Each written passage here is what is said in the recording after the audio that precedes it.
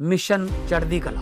और मैं भारत के हर नागरिक को, उद्योगपति को, चैरिटेबल ट्रस्टों को, कलाकारों को, पूरी दुनिया में बसते पंजाबियों को, बहन भाइयों को दिल से अपील करता हूँ, आओ पंजाब को दोबारा अपने पाँव पे खड़े करने का टाइम आ गया है।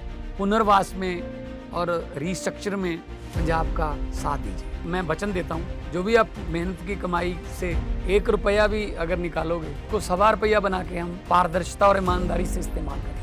और जानकारी चाहिए तो rangla.punjab.gov.in ये वेबसाइट पे जा सकते हैं, सब कुछ डिटेल मिल जाएगा। आओ मिलकर हाथ से हाथ जोड़ के एक ऐसा पुण्य उसमें योगदान डालें और बता दें दुनिया को कि पंजाब किसी भी संकट के सामने हारता नहीं।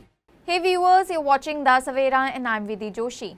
In a significant diplomatic development, Afghan Foreign Minister Amir Khan Muttaqi is scheduled to visit India from October 9 to 10, marking a notable moment in the ongoing engagement between New Delhi and Kabul. This visit, which is being closely watched in regional diplomatic circles, is set against the backdrop of India's pragmatic approach towards the Taliban-led administration in Afghanistan, which took control in August 2021 following the collapse of the previous Afghan Republic. Muttaqi, who has served as Afghanistan's foreign minister since the Taliban's return to power, required a travel exemption from the United Nations Security Council in order to undertake this visit due to the sanctions imposed under the UN's 1988 Sanctions Committee. The exemption was granted ahead of his trip, which is also tied to his scheduled participation in the Moscow format talks on Afghanistan.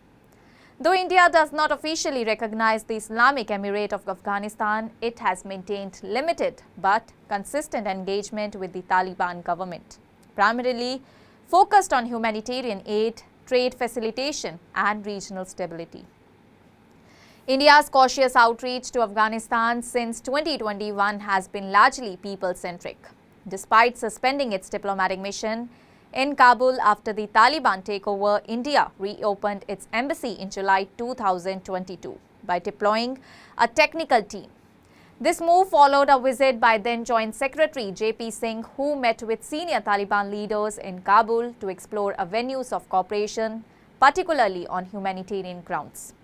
Since then, India has provided extensive aid to Afghanistan, including nearly 50,000 tons of wheat, over 330 tons of medicines and vaccines, 40,000 liters of pesticides and other essential supplies to support the Afghan population facing acute socio-economic challenges.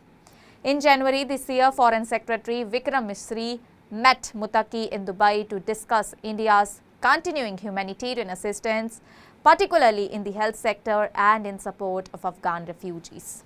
In April, Indian diplomat Anand Prakash, Joint Secretary of the Pakistan-Afghanistan-Iran Division of the Ministry of External Affairs, visited Kabul and held talks with Muttaqi.